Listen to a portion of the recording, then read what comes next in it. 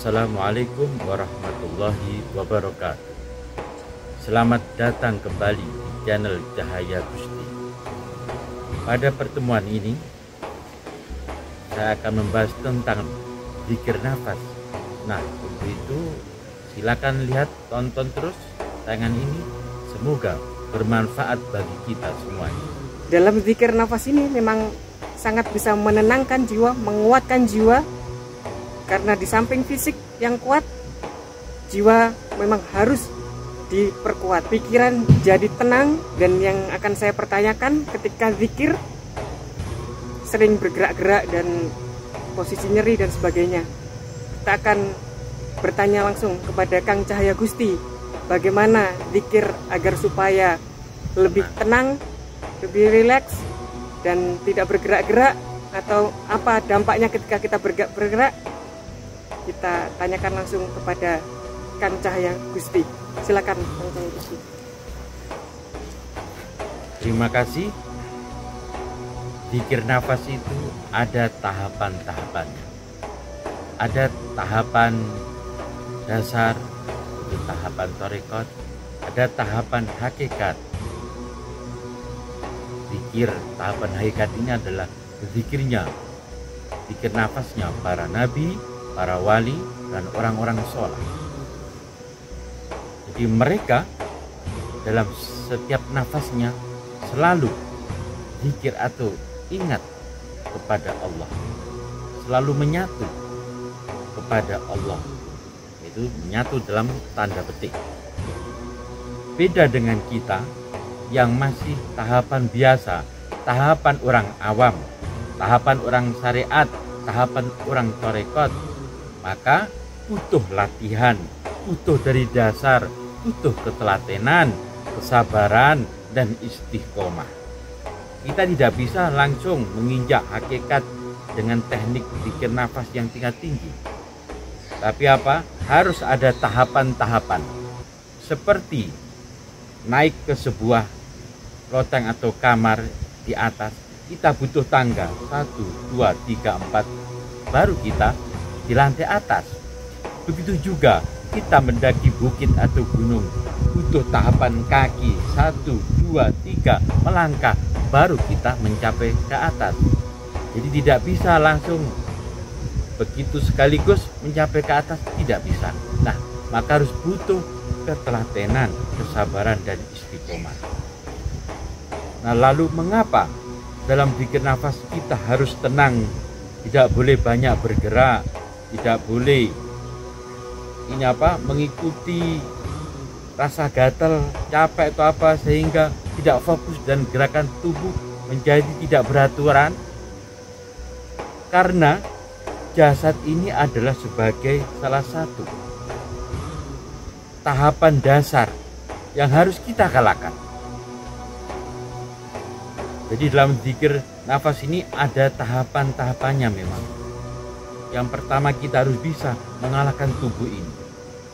Jika kita bisa duduk dengan tenang, baik dengan duduk bersila, kemudian merasakan keluar masuk nafas dalam beberapa menit, dan pasti akan ada saja rasa gatal, rasa linu, rasa sakit di kaki atau apa, itu memang pasti ada.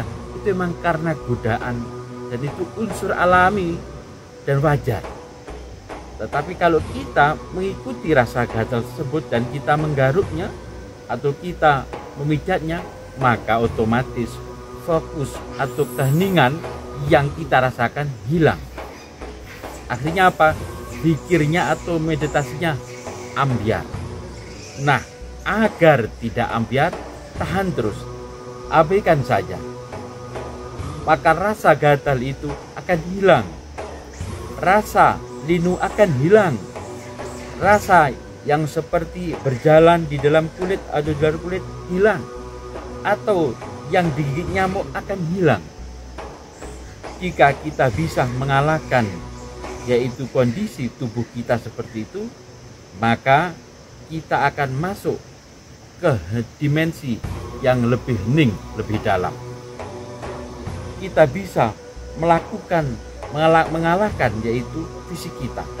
Maka berikutnya kita masuk menuju kesadaran jiwa. Jadi yang pertama fisik ini adalah kesadarannya di otak, di pikiran. Maka jangan heran banyak orang yang tidak betah atau tidak kuat dalam zikir nafas atau zikir biasa waktu lama. Karena pikiran ini kemana-mana. Pikiran ini kacau. Pikiran itu liar. Jika tidak diarahkan satu titik fokus, jika tidak dikendalikan, maka kita kemana-mana. Dan dalam 24 jam kita waktu sadar itu kemana-mana pikiran ini. Begitu juga waktu mimpi, waktu kita tidur, mimpi kemana-mana. Nah, dengan zikir nafas atau zikir, maka kita melatih pikiran itu ke satu titik fokus, yaitu fokus nafas keluar masuk dari hidung dengan diiringi zikir. Dengan begitu, nafas kita keluar masuk adalah ibadah. Pikiran kita bisa fokus, hening dan khusyuk. Nah, dengan kita melatih zikir nafas ini, maka fungsinya sangat banyak. Ketika kita bisa mengalahkan jasad, maka sholat pun semakin khusyuk, semakin hening. Itulah mengapa salah satu syarat sahnya sholat diterima adalah khusyuk. Dan mengapa dalam mazhab Imam Syafi'i bahwa gerakan sholat, waktu sholat 3 kali gerak frontal itu batal. Karena merusak keheningan, merusak kekhusyuan. Nah, zikir nafas ini membantu kita untuk proses belajar hening, belajar khusyuk dalam zikir.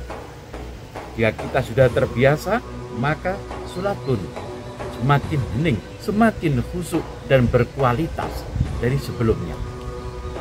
Nah, untuk itu tahap pertama memang kita harus mengalahkan jasad, mengabaikan semua kehendak keinginan jasad itu, hanya pasrah tunduk kepada Allah melalui merasakan keluar masuk nafas di hidung.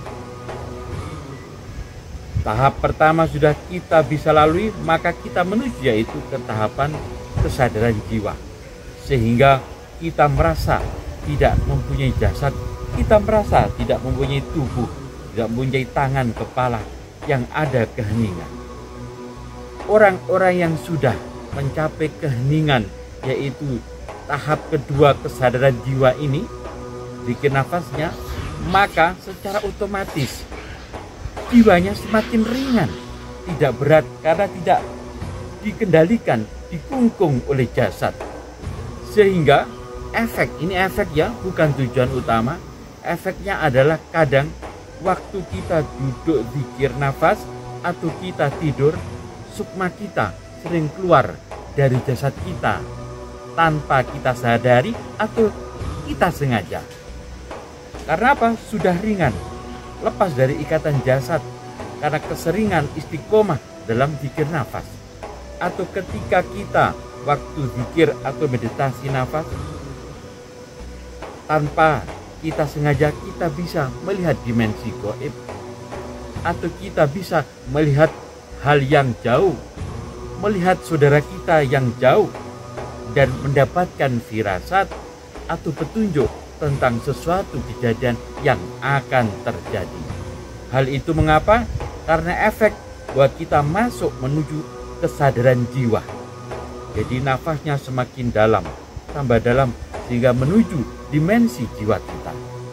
Karena jiwa itu semakin cerdas, semakin canggih ketimbang jasad dan akal ini, maka kita akan memiliki kelebihan-kelebihan yang bukan kita cari, yang bukan kita kejar. Ingat, itu hanyalah bonus. Jadi jangan mudah terjebak. Dan di sini inilah kadang banyak pejalan rohani terjebak dan jatuh, lupa akan tujuan awal, yaitu apa?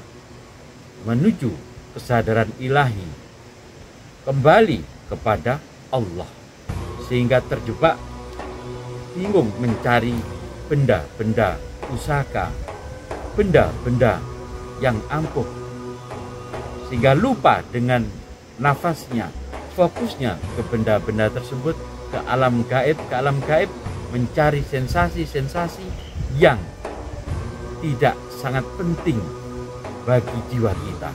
Untuk itu fokus terus ke zikir nafasnya dengan istiqomah lagi, dengan kesabaran, dengan ketelatenan dan istiqomah, maka orang tersebut akan masuk ke dalam kesadaran yang lebih tinggi lagi, yaitu kesadaran ruh, sehingga kita lebih mengenal siapa diri kita dan hakikat diri kita itu siapa. Dengan begitu kita masuk kesadaran yang lebih tinggi dari jasad, dari jiwa, yaitu kesadaran roh, maka kita masuk ke dalam kesadaran dimensi ilahi. Disinilah ilmu Allah akan kita serap dan tersingkapkan bagi kita, sehingga banyak hal-hal yang kita tidak pelajari akan kita bisa fahami, yang bahasa lain disebut ilmu laduni atau pengetahuan rahasia-rahasia Allah yang dicurahkan bagi kita. Dan jika kita istiqomah dalam kesadaran ruh ini, maka otomatis orang-orang tersebut termasuk kelompok mukasafah atau orang-orang yang disingkapkan hijabnya sehingga bisa bermakrifatullah. Itulah fungsinya mengapa dalam zikir nafas kita harus menjaga ketenangan fisik, ketenangan tubuh. Jika tubuh gerak, pikiran semakin gerak. Tubuh fisik saja kita diam, pikiran gerak, apalagi zahir gerak, pikiran gerak. Disinilah kita melatih pikiran, melatih tubuh, dan melatih jiwa kita. Ada pertanyaan lagi?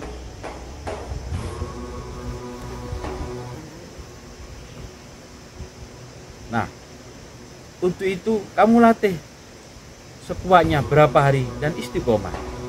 Jika kamu benar-benar melatihnya zikir nafas ini, maka sifat-sifat negatif hilang, sifat-sifat madmumah hilang, dan yang muncul adalah sifat-sifat yang positif, yaitu sifat-sifat mahmudah, sifat-sifat yang terpuji.